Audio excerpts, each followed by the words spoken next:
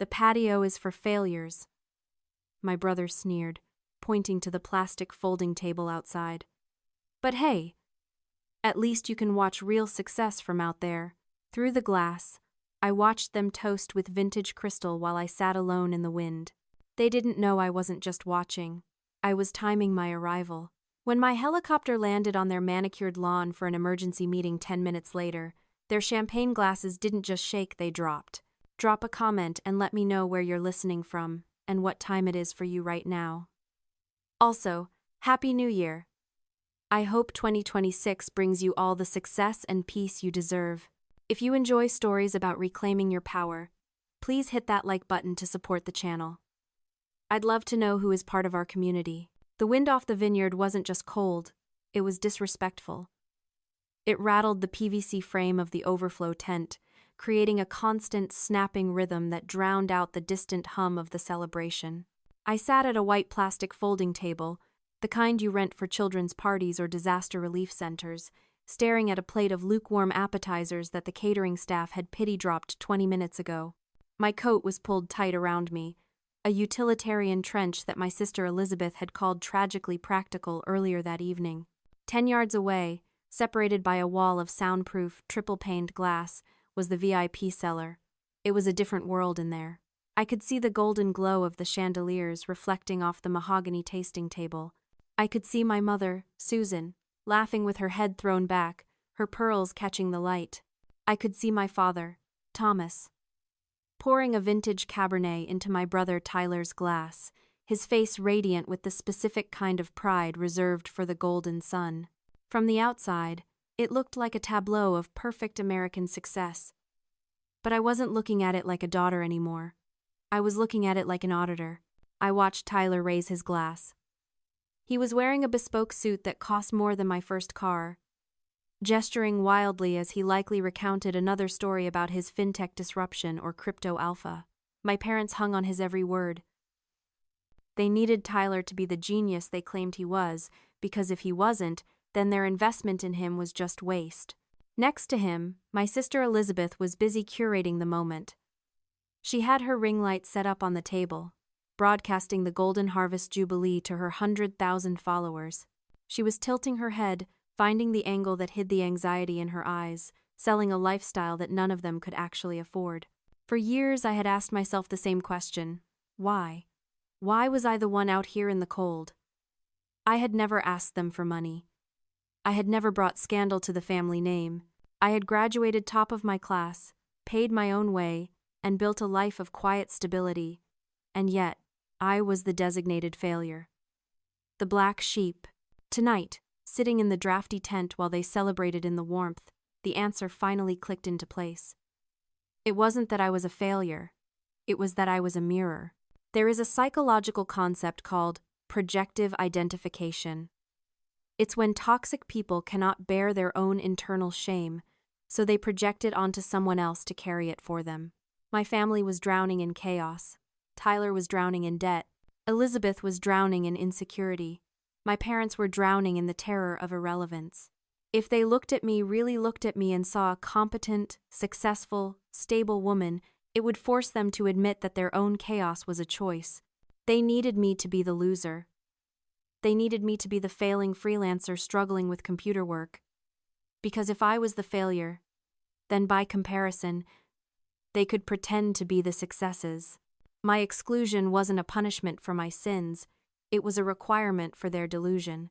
I watched my father clap Tyler on the shoulder, beaming. He looked so relieved to be celebrating a pending deal that would save the vineyard. He had no idea that the deal wasn't real. He had no idea that the son he was toasting was a fraud. And he certainly had no idea that the daughter he had exiled to the tent was the only reason the lights inside that glass box were still on. I took a sip of the bitter house wine blend the caterers had left for me. It tasted like vinegar and irony. Let them enjoy the warmth for a few more minutes. Let them enjoy the illusion. Because the truth was about to land on the lawn, and it was going to be loud. My phone vibrated against the plastic table, lighting up the dim corner of the tent. It was an encrypted message from my chief financial officer. The subject line read, "Contract authorized. Valuation, 9.6 billion. I looked up from the screen to the glass wall where my family was currently congratulating themselves on a fantasy. It was almost comical. They thought I was sitting out here because I was embarrassed by my lack of achievement. They thought I was a freelance coder scraping by on odd jobs, fixing websites for local bakeries or troubleshooting printers. They called it my little computer thing. If only they knew that my little computer thing was Phoenix Defense, the leading sovereign AI contractor for 3 G7 nations. I swiped the notification away.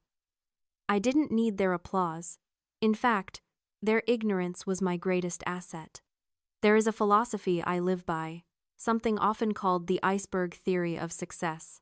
Most people, like my brother Tyler, are obsessed with the 10% that is visible above the water, the flash, the noise, the appearance of wealth. They spend all their energy broadcasting a signal that has no source. But true power? True power is the 90% that lives in the dark. It is the mass beneath the surface that sinks ships. I had spent the last decade building that mass. While Elizabeth was curating her Instagram grid to look like an heiress, I was writing code that protected national power grids. While Tyler was leasing sports cars he couldn't afford to impress investors who didn't exist, I was acquiring competitors. Silence wasn't a weakness for me. It was a vault, and inside that vault, I held the deed to their entire lives. 3 years ago, the vineyard hadn't just been struggling, it had been terminal. Tyler had convinced my father to leverage the property for a crypto arbitrage scheme that collapsed in 48 hours. The bank had initiated foreclosure. My parents were days away from losing the legacy my grandfather had built. They were terrified, weeping at the kitchen table, wondering which miracle would save them. The miracle arrived, but it didn't come from God, and it certainly didn't come from Tyler's fintech genius. It came from an anonymous shell company called PDX Holdings. I wired $4 million to the bank to clear the immediate debt. I assumed the property taxes, the operational costs, and the legal fees to keep Tyler out of prison for fraud. I structured it as a private loan with a strict morality clause. Administered through a law firm so my name never appeared on the paperwork. I didn't do it because I wanted their gratitude. I knew if I gave them the money directly, they would just resent me for it. They would hate that the failure daughter had saved them. So I let them believe it was an angel investor. I let them believe in luck. I watched my mother laugh inside the glass box, oblivious to the fact that the coat she was wearing, the wine she was drinking, and the roof over her head were all paid for by the daughter she had banished to the overflow tent. They thought they were the kings and queens of this castle. They didn't realize they were just squatters living on my mercy. But mercy has a limit. I looked down at my phone again. The $9.6 billion contract was ready to sign. My board was waiting. My helicopter was 10 minutes out. I stood up and smoothed the front of my trench coat. I had spent years being the architect of their safety, building a floor beneath them so they wouldn't fall. But tonight, they had decided to treat the architect like the help. It was time to show them what happens when the person holding up the foundation decides to walk away. The air in the tent had grown stale, a mix of damp earth and the lingering smell of rejection. I was checking the flight path on my phone when the tent flap whipped open. It wasn't a server. It was Elizabeth. She stood there in a gown that shimmered like liquid silver, holding her phone up as if shielding herself from the reality of where she was. She didn't step fully into the tent. She hovered at the entrance, treating the dirt floor like it was radioactive. "Anna," she said, her voice pitched high for the benefit of her live stream. "Can you do me a huge favor? Your car is parked near the trellis, and it's kind of ruining the aesthetic of my establishing shots. Could you move it to the back lot? Like, way back?" My car. A matte gray sedan that looked unassuming to the untrained eye but housed a twin-turbo V8 engine and bulletproof glass. To Elizabeth, it was just an ugly blot on her perfect Instagram grid. "I'm eating," I said, not looking up. "Please?" She pouted, shifting the angle of her ring light. "It looks like a repo man is here." "It's embarrassing." Before I could answer, Tyler pushed past her, carrying a bottle of champagne that cost more than the average mortgage payment. He was already drunk, his tie loosened, a sheen of sweat on his forehead. "Leave her alone, Liz," he slurred. though his tone was anything but kind.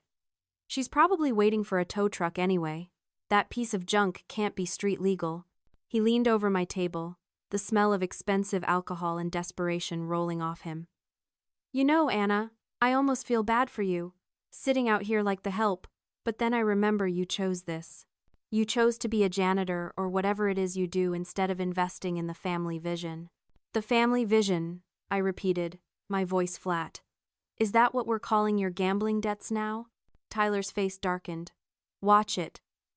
I'm closing a Series A round tonight that's going to make your little freelance checks look like rounding errors. 60 million. Anna, do you even know how many zeros that is? He laughed, a harsh, barking sound, and turned to leave. As he did, he accidentally knocked over my plastic cup of water. It spilled across the table, soaking the edge of my coat. Oops, he sneered. My bad. But hey, you're used to cleaning up messes, right? Elizabeth giggled, capturing the moment for her followers, and they swept out of the tent, leaving me dripping in the cold. I sat there, staring at the water darkening the fabric of my sleeve.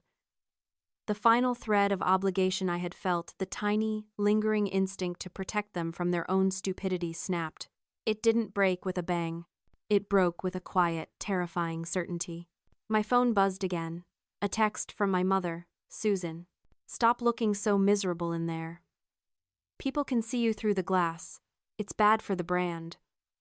Smile or leave. That was it. The green light.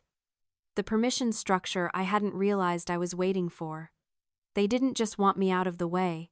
They wanted me to be grateful for the erasure. They wanted to consume my resources and then complain about the taste. I stood up, shaking the water from my coat. I didn't wipe the table. I didn't move my car.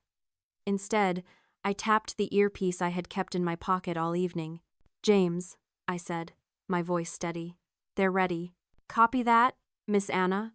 The voice of my chief legal officer came back, crisp and professional. ETA 2 minutes. The package is secure. I looked through the glass wall one last time.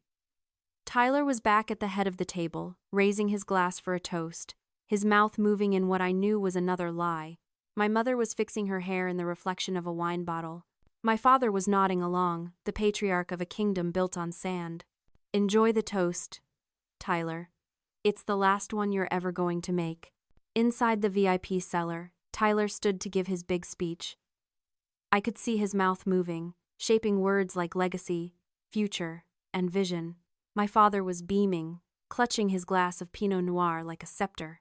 It was a perfect, hermetically sealed bubble of delusion. And then the sky fell. It started as a low thrum, a vibration you could feel in your teeth before you heard it. The glass walls of the cellar began to rattle. Tyler paused mid-sentence, looking up in confusion. The guests on the lawn turned their heads toward the south, squinting against the sudden wind that whipped through the vineyard rows. The thrum grew into a roar. The dark shape of a Sikorsky 76 helicopter crested the hill, banking sharp and aggressive. It wasn't a news chopper or a medical evac. It was matte black, sleek as a predator, with the silver phoenix logo of my company emblazoned on the tail. It descended fast, ignoring the designated helipad near the main road and coming straight for the manicured lawn directly in front of the glass cellar. The downwash hit like a physical blow. The overflow tent shuddered violently, the plastic walls snapping in the gale. But I didn't flinch. Outside, chaos erupted. The carefully arranged floral centerpieces on the outdoor tables were ripped from their vases, sending petals scattering like shrapnel. White linen napkins took flight. A tray of hors d'oeuvres flipped off a waiter's shoulder. Inside the glass box, the reaction was cinematic.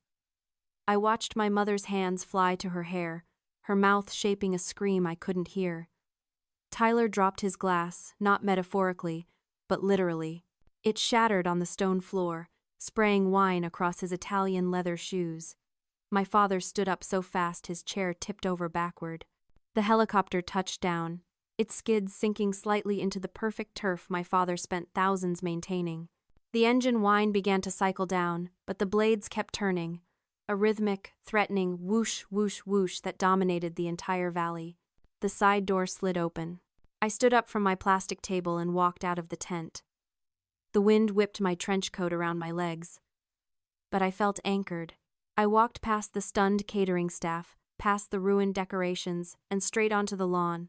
Two men in dark suits jumped out of the helicopter, first my security detail. They didn't look at the guests. They looked at me.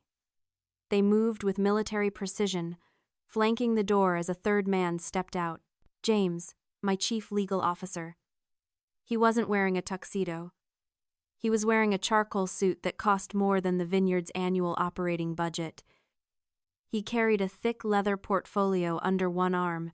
The family had spilled out of the glass cellar now, drawn by a mix of fury and terror. They huddled together on the patio, shielding their eyes from the grit kicking up. "Who the hell is this?" Tyler shouted over the noise, his face red with a mix of wine and rage. "You can't land here! This is private property!" James ignored him. He walked straight to me, stopping 3 feet away. He ignored the wind, ignored the shouting, and spoke directly into his headset before turning to me. "Miss Anna," he said, his voice cutting through the noise. "The board is assembled on the secure line. We are ready to proceed." I nodded. Then, slowly, deliberately, I turned to face my family. They were staring at me. Not at the helicopter, not at James, at me. For the first time in my life, they weren't looking through me. They were looking at me. Their expressions were a kaleidoscope of confusion. Why was the failure daughter talking to the man from the helicopter? Why was the security team positioning themselves around her? "Anna?" My mother called out, her voice shrill. "What is going on? Tell them to leave. You're ruining the aesthetic." I smiled. It was a cold, sharp thing.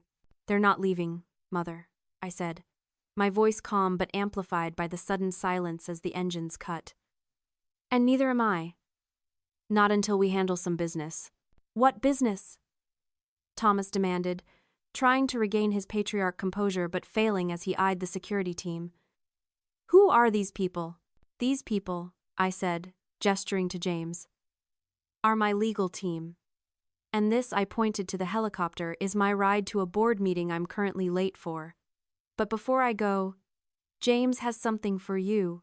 James stepped forward and held out the portfolio. He didn't offer it to Tyler. He offered it to my father. "Mr. Thomas," James said, his tone devoid of warmth, "we need to discuss the terms of your default." The silence that followed was heavier than the helicopter. My father took the portfolio from James with trembling hands.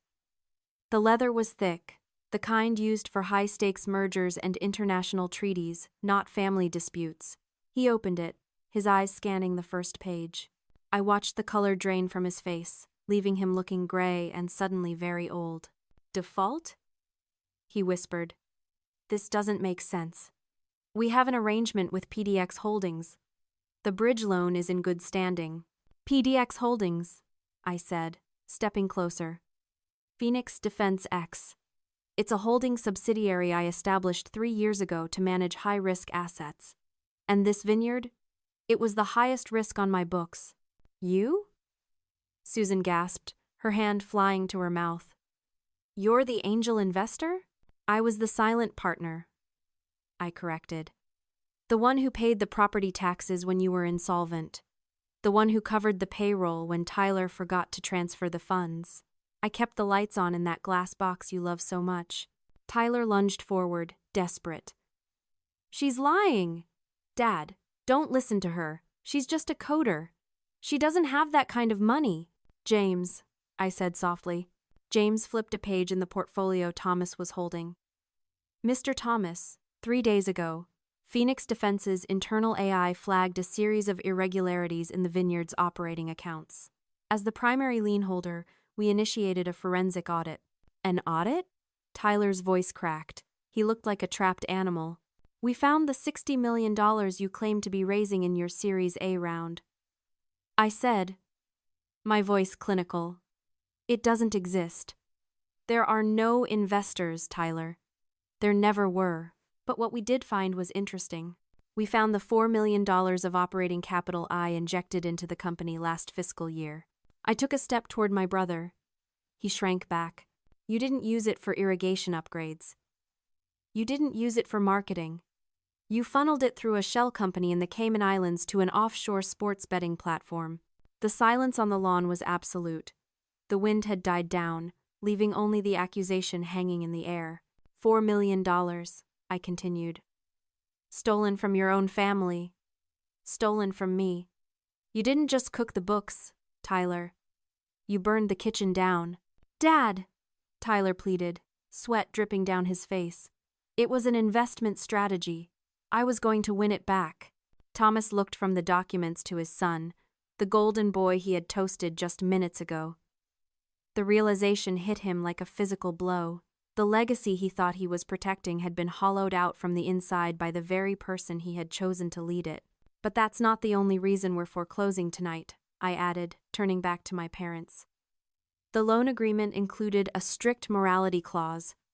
Clause 14, Section B. Any action by the borrowers that brings disrepute, humiliation, or public embarrassment to the primary investor constitutes an immediate breach of contract. I pointed to the plastic tent flapping in the breeze behind me. You put your primary investor in the overflow tent, I said. You mocked her to your guests. You allowed your son to treat her like help. You violated the clause. James stepped forward, closing the portfolio in my father's hands with a final, heavy thud. This is a notice of acceleration, James stated. The full principal is due immediately. Since the audit confirms insolvency and fraud, we are exercising our right to seize the collateral. The vineyard is ours. No, Susan wailed, grabbing Thomas's arm.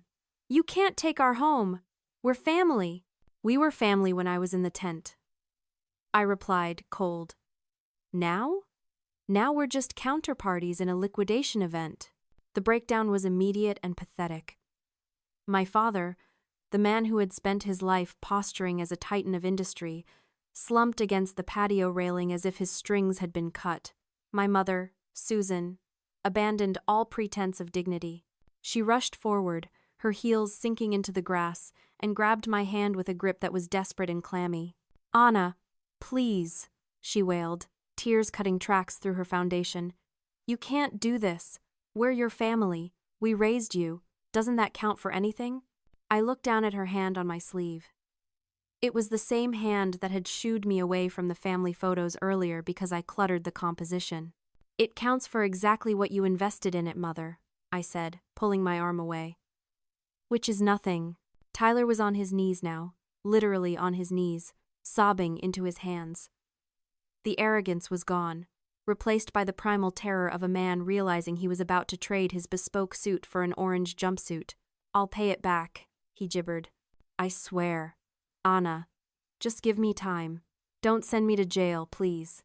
The time for payment was 3 years ago, I said. Now is the time for liquidation. There must be a way to resolve this, Thomas stammered, trying to find some leverage, some angle. We can renegotiate. I can. I can give you a seat on the board. We can make you a partner, a named partner. I laughed. It was a dry, hollow sound that seemed to suck the air out of the lawn. A partner? Dad, I own the board.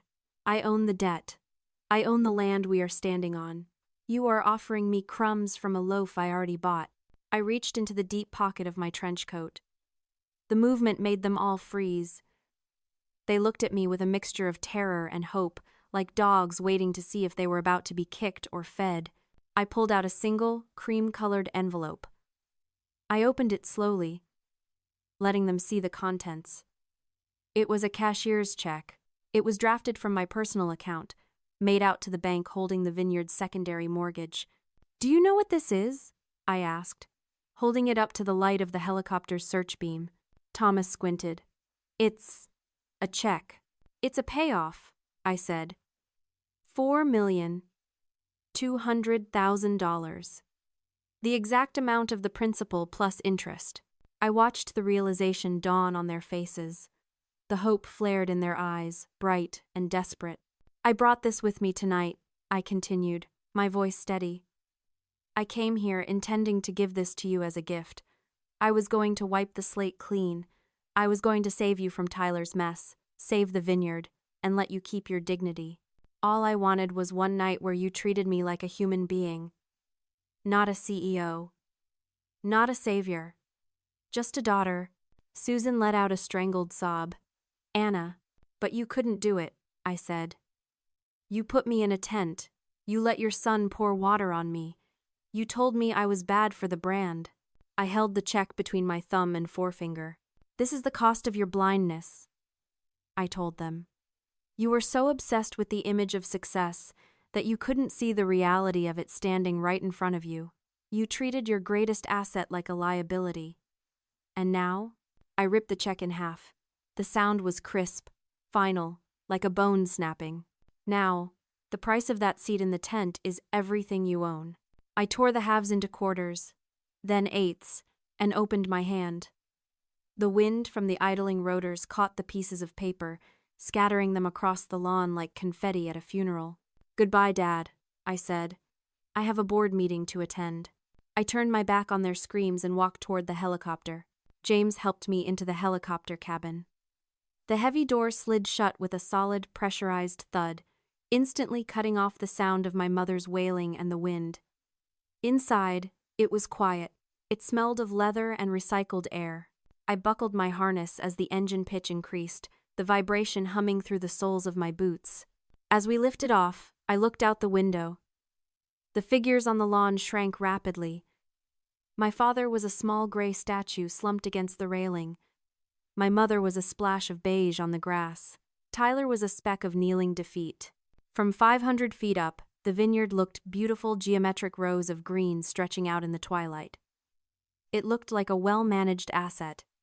It no longer looked like home. Are you all right, Miss Anna? James asked through the headset. I looked at the ring of white plastic tables in the overflow tent, now looking like discarded toys from this altitude. I'm perfect, James, I said. Send the wire for the acquisition. I want the title transfer on my desk by Monday. The transition was clinical. The foreclosure process took exactly 28 days. There were no more family meetings, no tearful phone calls. I had blocked their numbers before the helicopter even landed in the city. My legal team handled the eviction notices. Tyler was indicted on 3 counts of wire fraud and embezzlement.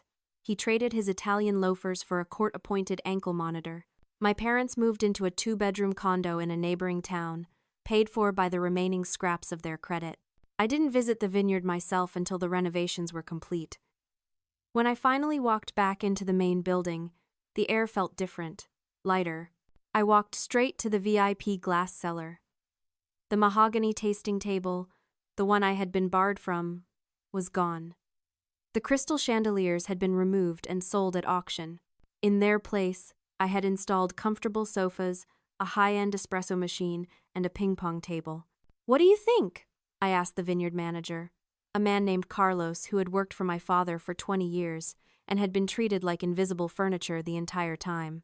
Carlos looked around the room, his eyes wide. Miss Anna, this is the VIP room. Not anymore, I said. It's the staff break room. You guys do the work. You should enjoy the view. I left him there, laughing in disbelief, and drove back to the city. I sat in my office on the 50th floor of the Phoenix Defense Tower. The view from here was endless steel, glass, and the ocean beyond. On my desk sat a single envelope. It was handwritten, my mother's script. It had bypassed the mailroom screening because she had marked it, urgent, family matter. I picked it up. I could feel the weight of the guilt trip inside, the pleas for reconciliation, the how could you do this to us narrative, the rewriting of history where I was the villain and they were the victims of a cruel misunderstanding. I didn't open it. I didn't wonder what it said.